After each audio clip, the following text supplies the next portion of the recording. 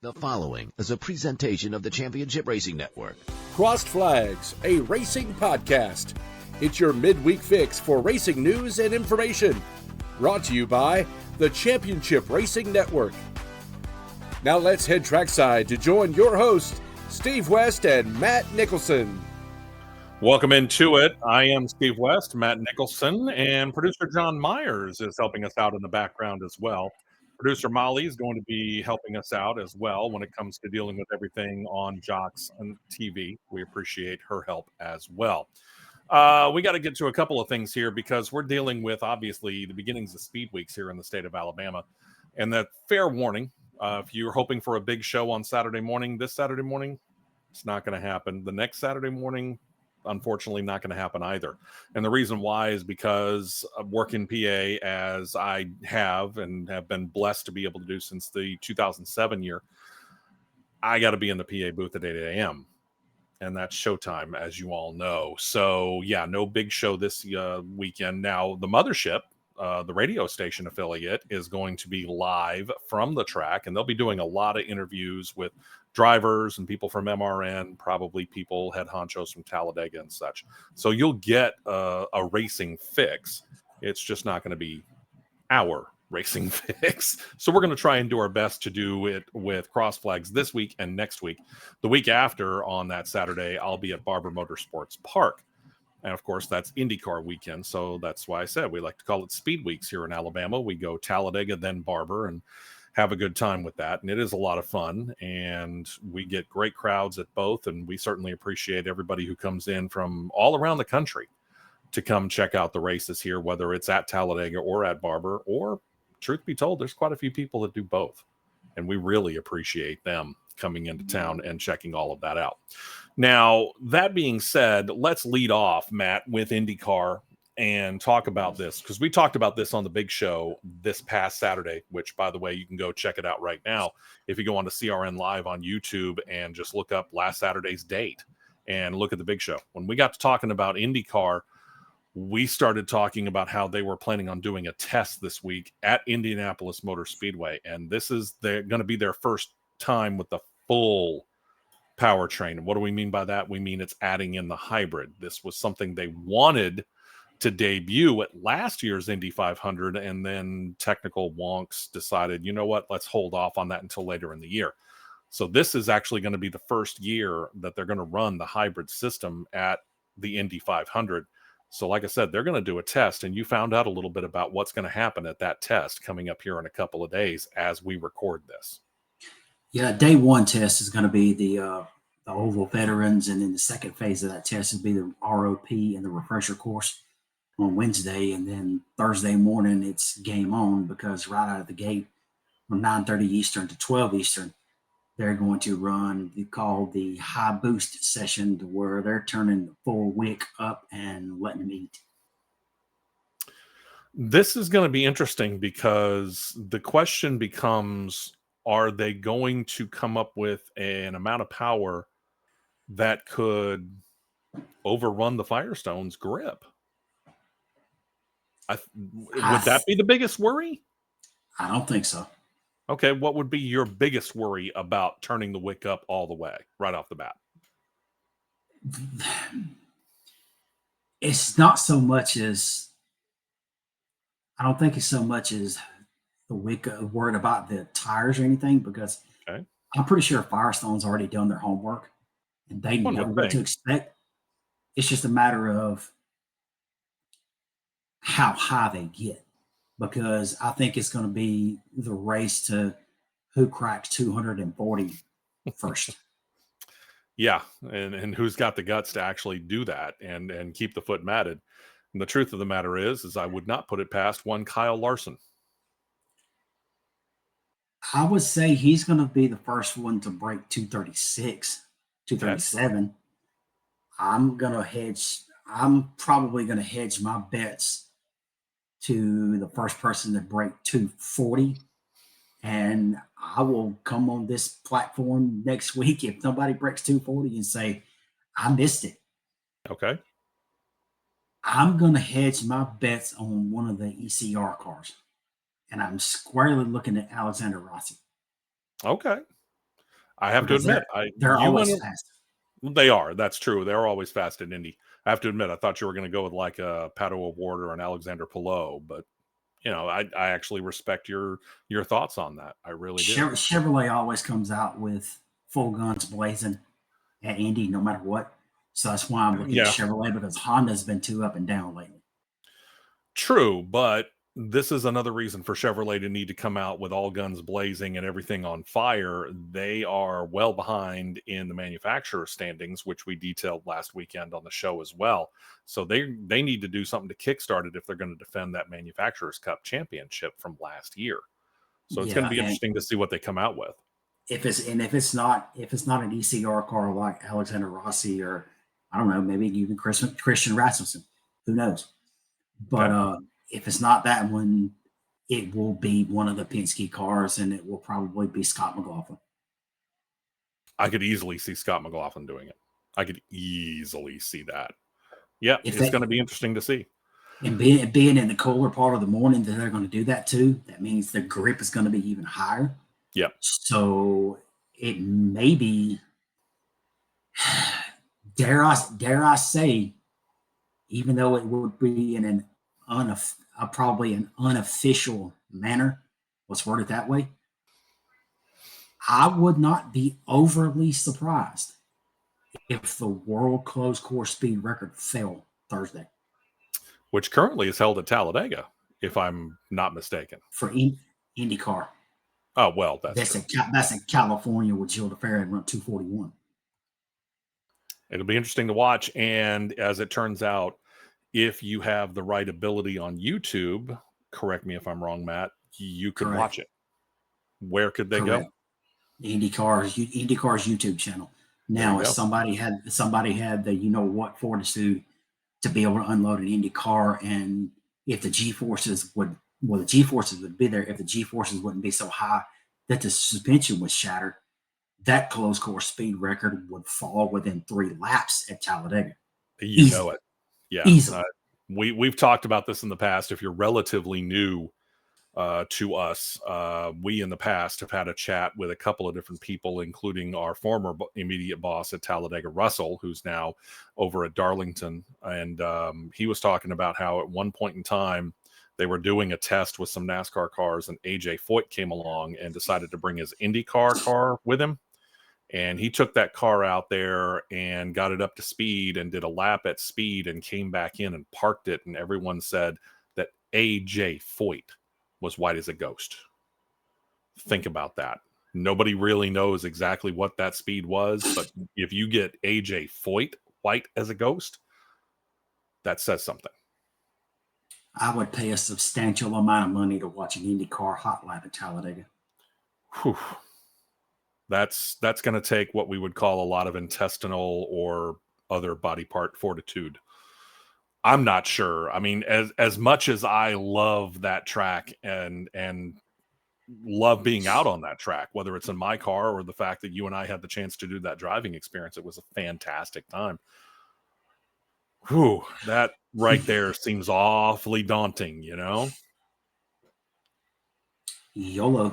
That's true. YOLO. That's true. That's true. You are correct. All right, let's turn our attention here, because this week they came out with the list of the 2026 nominees for NASCAR Hall of Fame. And everything's obviously changed a little bit. We're not putting in as big a classes as we used to. It started off being 7 guys, then it dropped down to 5 guys. Now we're down to 3 as far as when they break it down into what they call the modern era and the pioneer era. We get 2 from the modern era, 1 from the era before 1972. That's how it breaks down. And considering we have 3 going in, or 3 that have gone in, that means we had 3 that needed to be replaced on the ballot, 2 on the modern ballot, 1 on the pioneer ballot. So here's the modern era ballot, and I'm just going to take them in alphabetical order. Okay. Back again, Greg Biffle. His resume includes 2000's NASCAR Craftsman Truck Series Championship and the Xfinity Series Championship in 2002, plus a good number of race wins in the Cup Series. Mm-hmm. Neil Bonnet, Last member of the Alabama gang to not be in at this point in time. Neil Bonnet, 18-time winner in the Cup Series, including 2 consecutive Coca-Cola 600 wins. You got Tim Brewer, who's a 2-time Cup Series championship crew chief. And keep in mind, we call it just the Cup Series now. That's using modern language. We know that it was something else back then. Jeff Burton, a 21-time winner in the NASCAR Cup Series that includes Southern 500 and 2 Coca-Cola 600s. The first of the 2 new names coming on to the ballot, Kurt Busch, who is the 2004 NASCAR Cup Series champion and 2017 Daytona 500 winner. Another returnee, Randy Dorton, who built engines that won over 9 championships across NASCAR's National Series, so not just the Cup Series, but several series. Harry Gant is back again, winner of 18 Cup Series races, including 2 Southern 500 victories, and one of the very few guys to win 4 races in a row. Harry Hyde, 1970 NASCAR Cup Series championship crew chief, and let's face it, that is the thinly veiled genesis of the Harry Hogg character out of Days of Thunder. The other new name on the modern era ballot is Randy LaJoie, who is a 2-time Xfinity Series champion and the 1985 NASCAR North Series champion. And then rounding it out on the modern era ballot is Jack Sprague, who's a 3-time NASCAR Craftsman Truck Series champion. Now, none of these guys, truth be told, are bad choices. But when I look at these guys, I'll be real honest with you. I'm going Jack Sprague first and foremost. He's the leader in the clubhouse to me. Out of that ballot, out of that modern era roster right there, it's hands down the one that has the highest qualifications for me. Mm-hmm. is Jack Sprague, because he was the first 3-time Truck Series champion. Yeah. And I have to put Greg Biffle very, very close second, because he was the first multi-series champion. Sure. And I like that resume. Wouldn't argue it if he got in. My question is this, and this is no disrespect to Kurt Busch. I think Kurt Busch will get in. He will. Okay. The resume is there. But for me, choice number 2, again, like Greg Biffle, I'm really looking at Randy Dorton. Because I'll be honest with you when I say this, I don't see a whole lot of credit. You get a whole lot of crew chiefs and stuff like that being thrown in there, and we've seen plenty of them get in, but we haven't really heard much about the engine builder themselves. And I think that's somewhat overlooked. And if Randy Dorton has built this many engines for this many champions, doesn't that have to be recognized? Oh, without a doubt, it needs to be, and it has to be. But he fits that qualifications just like Maurice Petty did, with Maurice Petty getting in. Mm-hmm. Right. So that gives Randy Dorton that leg up to have that qualification to get in, if you ask me. But my second one to go in, and it's gonna sound crazy, him being a first ballot one as well, first person that's first ballot, first time in.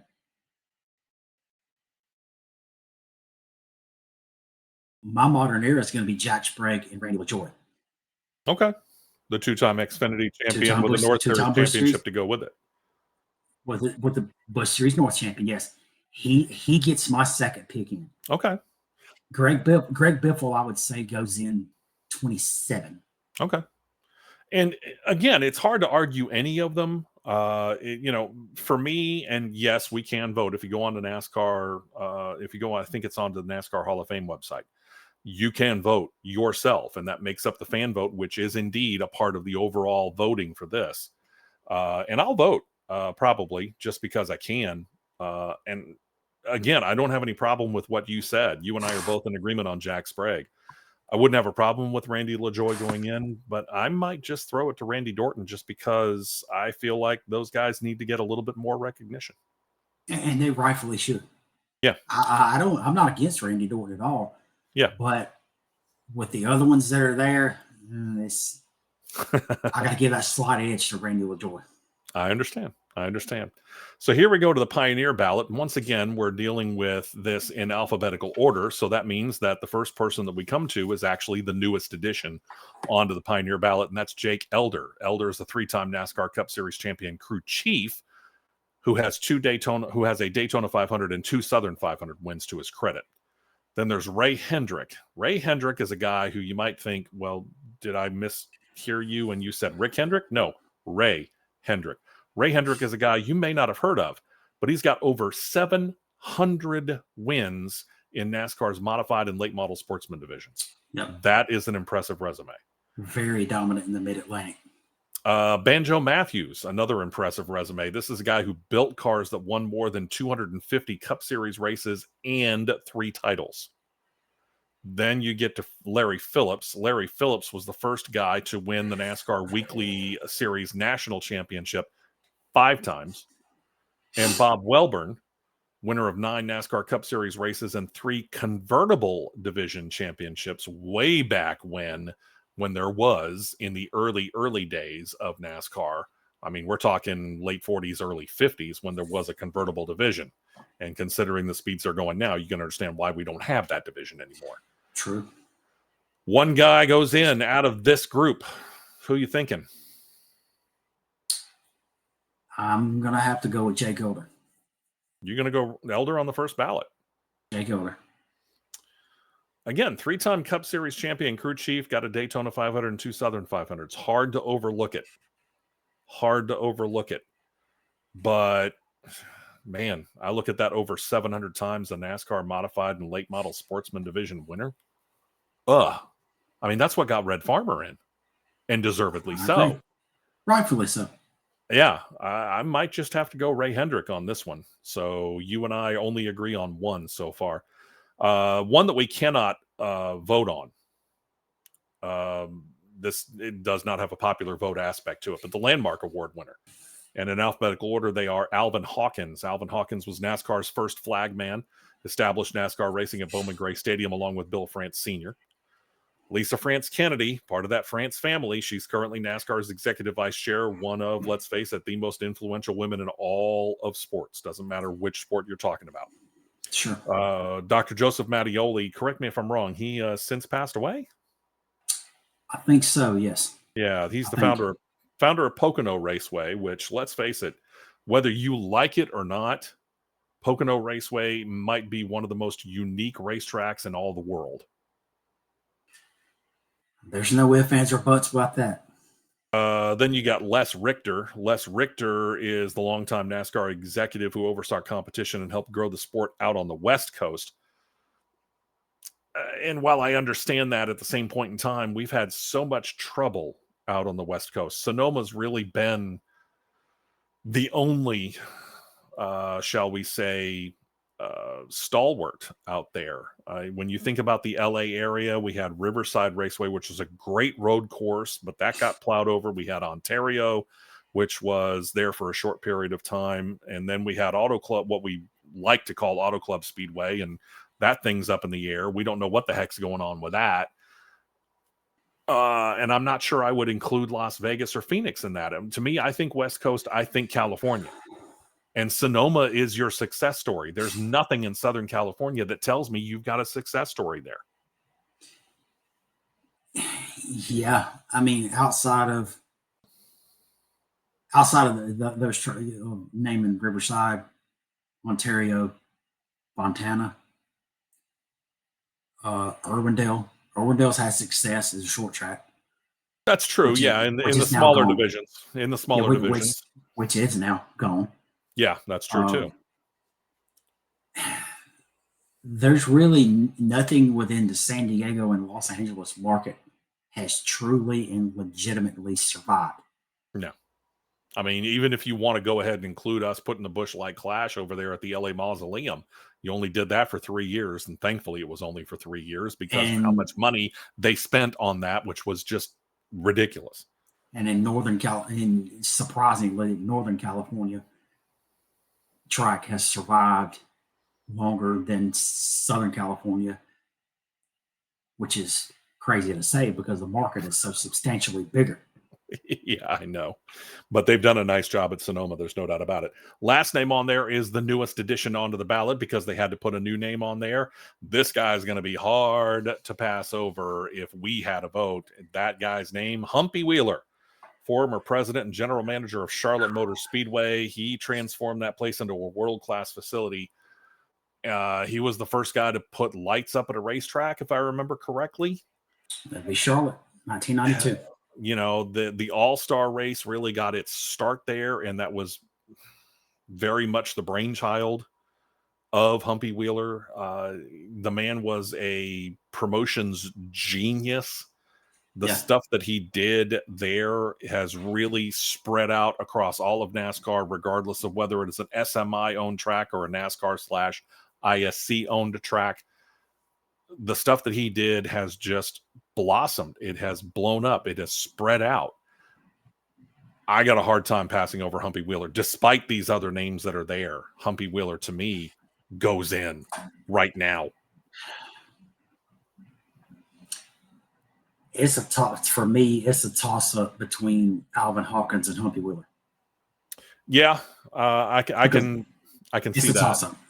Sure, I can see that. Don't get me wrong. I get it, and it wouldn't bother me either way. But those are the two, and for me, the guy who I'm thinking most importantly would be Humpy Wheeler. But we'll find out later on. And I've heard some rumblings, I guess might be the best word to say it, that the Squire Hall Award winner might just be Mike Joy from Fox Sports. And I would not have a problem with that. No. At all. None whatsoever. You think about what he has done. We think of his television exploits, obviously. But he really got his start working for Motor Racing Network. He really did. He did. And that's where he cut his teeth and he paved his way.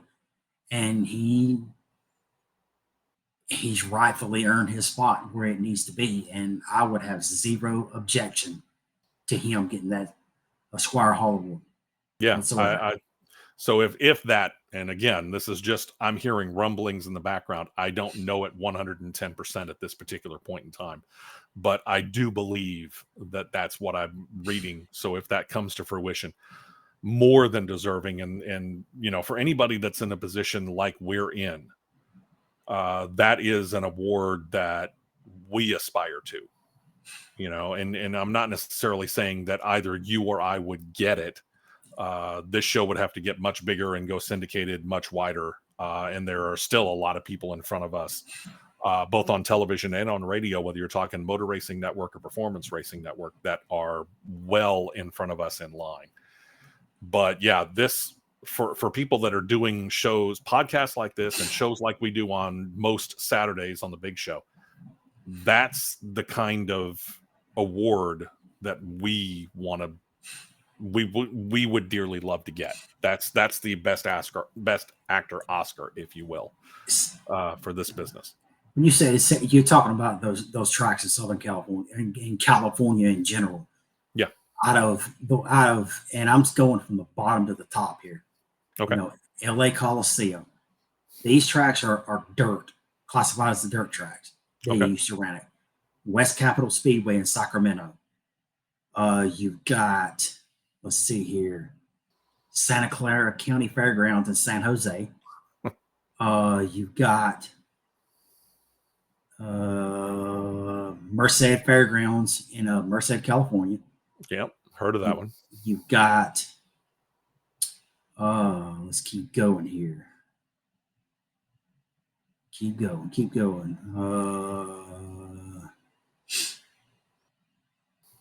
Okay, all right, to the next bracket here. You got Redwood Acres Raceway in Eureka, California. Oakland Speedway in San Leandro. You got Marchbanks Speedway in Hanford, California. These are all falling under dirt tracks as well that the series has raced on in the past. You've got, let's keep going to the top here, Corral Speedway in Gardenia. You've got, oh, look at there. You got Y'all are on the old retired list.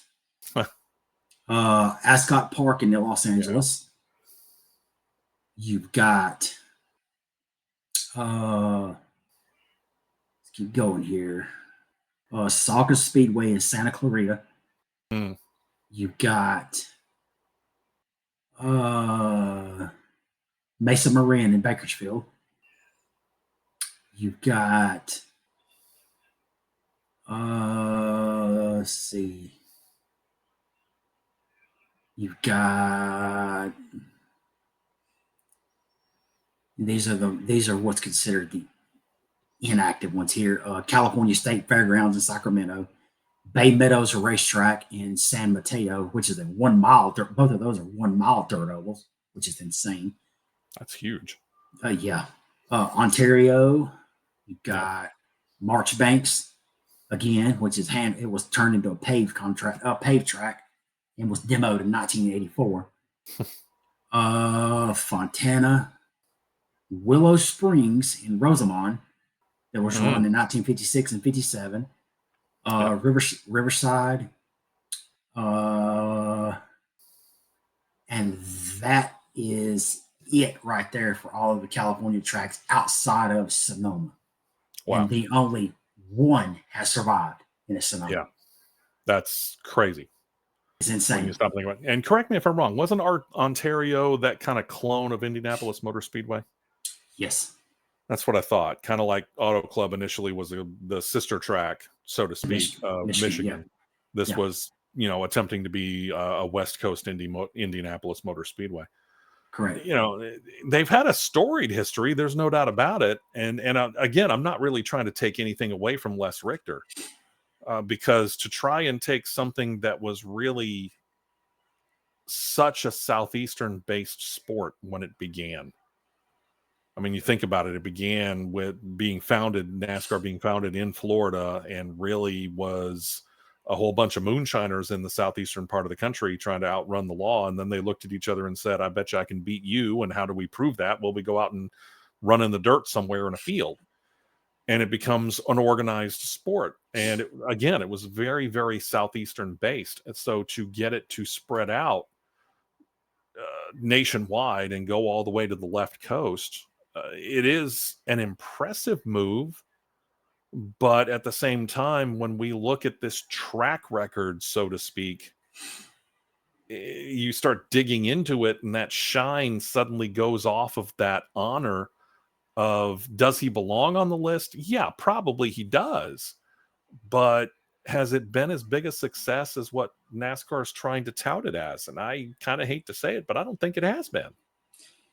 It really hasn't, because Pacific Coast tracks, there's only 2 that are standing and 2 that are operational.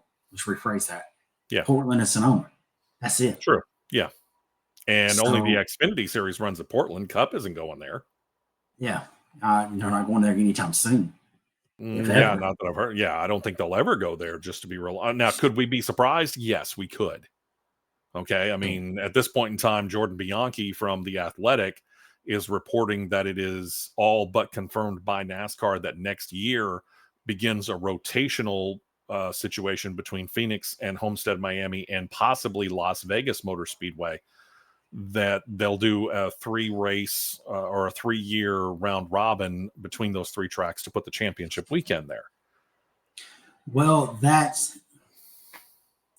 honestly, it needs to go 4, because you got 2, and I'm still going to call it what it is. You still got 2 ISC tracks and 1 SMI track. Sure. Why can't you go 2 and 2? Would you put Atlanta or would you go Texas? A track record that Texas has had lately. Okay, but which one? So you go Atlanta? I go Atlanta. Okay. And I'm only asking this because I've heard, yeah, that's true. They used to do that before they went to Homestead Miami. But I've also heard, and this is something you and I have gotten into conversations about as well, what other tracks would fit the bill. And we immediately threw out road courses. So Coda's not a part of this, for example. Even though the weather would be great, we're not going to put the championship race on a road course. We're probably not going to put the championship race on a super speedway. So we'll toss out, unfortunately, Daytona and our home track of Talladega. As much as I would love to see a championship race at Talladega, I don't think they'll ever put it there. So what other tracks are available? Okay, so they say, or Jordan Bianchi is saying it's going to be Phoenix, Homestead, Miami, and Las Vegas. Well, you and I have already put out there that Texas Motor Speedway could do it. Atlanta could do it. What other tracks would you be willing to take this to? And the reason I ask that is because I look back at that Landmark Award and I think about Humpy Wheeler. And as long as we don't do it on the Roval, we put it back on the oval. I might go to Charlotte with it. Charlotte's a fair place to take a shot at it with. Charlotte's definitely fair. What else is out there that you would be willing to take it to? Kansas, no question. Okay. Kansas. It might be a little bit chilly, but yeah, it could work. Just because it's kind of on the same level, you and I know this because we've driven out there a couple of times. Would you take it to a Darlington? I know we mentioned this one time before on the big show, but that was quite a while ago. Maybe you've changed your mind. Would you take it to a Darlington? If I couldn't take it to Kansas, yes. Okay. But you do not do the Southern 500 as a title race. Okay. Don't touch the heritage of the Southern 500 being on Labor Day weekend. So they've got it alone. Okay. So you're willing to do that. What we would probably do is just try and figure out a way to make the Southern 500 be, instead of bookending the playoffs, we'd have to figure out a way to make it the last race of the regular season. Or the next to last race somehow. Okay. But then again, you're putting it in that category of how Pocono used to be. With Pocono twice in 7 weeks. Yeah, you don't want it to be too terribly close. Right. So Darlington would be down on the list. Geographically, yes, it could be done. But schedule-wise, it might not make a whole lot of sense. Sure. So, again, this is a start. If this rumor is true, and NASCAR has said we'll have an announcement on this in the next few weeks, we'll use those little air bunnies there, because what do they mean by next few weeks? I mean, that could be September for all we know. But if Bianchi's report is true and that it's those three tracks, at least it's a start. And I've liked Phoenix, don't get me wrong, but I think the racing at Homestead, Miami with this car is better. Sure. And I think the racing at Las Vegas is better with this car than it is with this car at Phoenix. You put Las Vegas under the lights. Oh, yeah. Sure. I don't know why you wouldn't. Put them all under the lights and end it at night. And make sure it's on the main network, which that could be a problem. Yes. NBC might have a fit with that, mainly because of Sunday Night Football.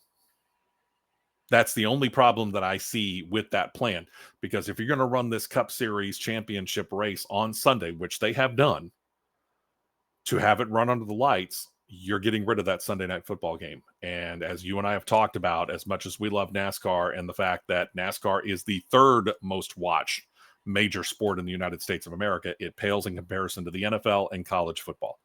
I don't know whether NBC would be willing to kick Sunday Night Football and the NFL off the main network to put the Cup Series race there, even though it is the championship race. You started on Peacock, and then once everything's done, shifted.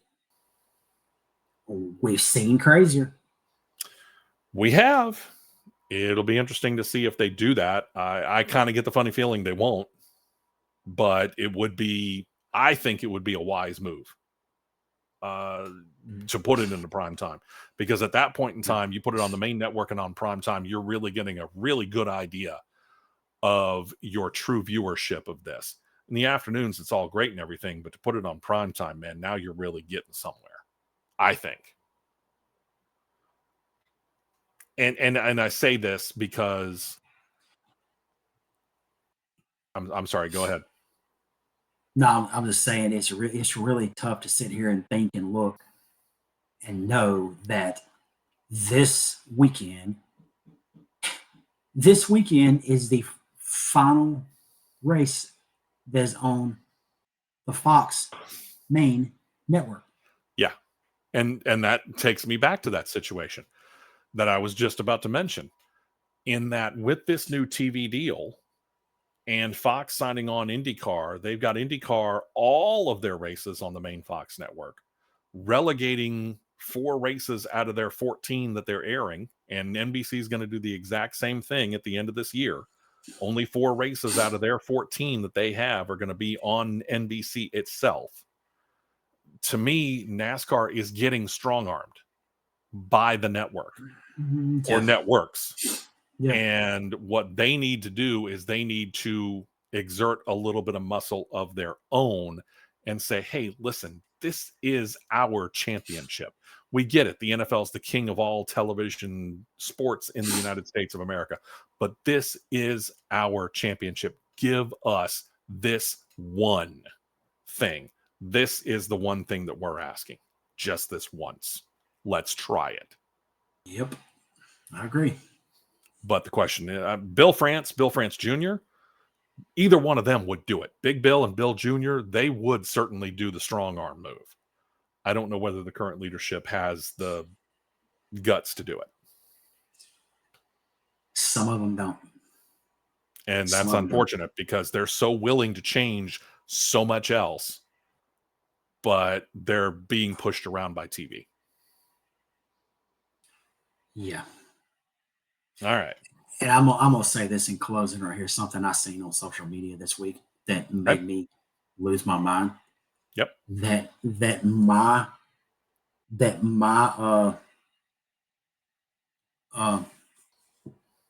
is my highest viewed count response ever on X to something.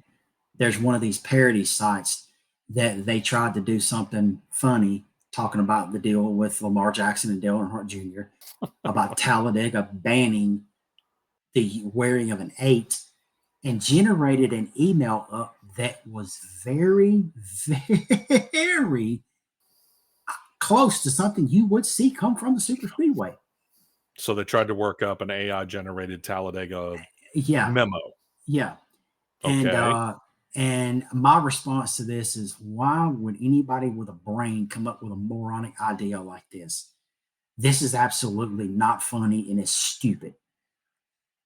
But unfortunately, there are people out there that will believe that that's probably true. Yeah. And when you look and you have NASCAR brass and officials liking what you said and personalities that are on TV and radio. Oh, way to lend credibility to it. It gives credibility to it. They're like, this is ridiculous. Folks. And they actually, they played it like it was reported by Adam Stern and God love him, Mike Bagley bit on it. Oh. Mike Bagley bit on it. On Sirius XM satellite radio, I bet. He bit on it on X and then responded to it this morning. Ouch. Yeah. Get a life, people. Wow. Welcome to the internet, ladies and gentlemen. Welcome to the internet. Got to be careful where you're getting your stuff. That's why I say I would rather be last on a story and get it right the first time than be first on a story and have to come back to you because I was wrong and have us apologize. I don't want to ruin our credibility like that. So that's our pledge to you. You may not get it first, but when you hear it here or on the big show on Saturdays, and I say that in generic form, we promise you we have done the research on it. Or if it is speculation or a rumor, we're going to let you know that right up front and ahead of time because we want to minimize, if not eliminate, making mistakes as much as we possibly can. Thank you to Molly Robinson. We appreciate her taking care of everything over at the Jocks Live TV situation. We appreciate producer John Myers for taking care of us here right on CRN Live. Whether you're on either one of those, please subscribe. Heck, subscribe to them both. We appreciate it, and we appreciate you checking us out on behalf of Matt Nicholson. Sorry, no big show this Saturday. We'll be back again in a couple more weeks, but we will have a crossed flags in between Talladega and Barber Motorsports Park, and then we will wrap up Alabama Speed Weeks in 2 weeks from now with another crossed flags, and then that next weekend is when we'll be back doing the big show. Thank you for joining us tonight or today, whenever it is you happen to be streaming it. I'm Steve West. Thank you for joining us on Crossed Flags.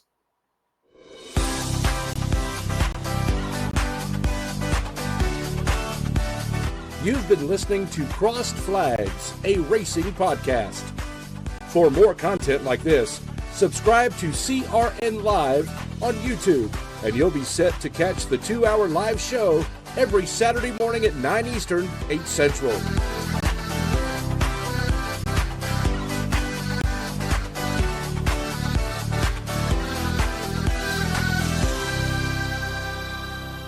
This has been a presentation of the Championship Racing Network.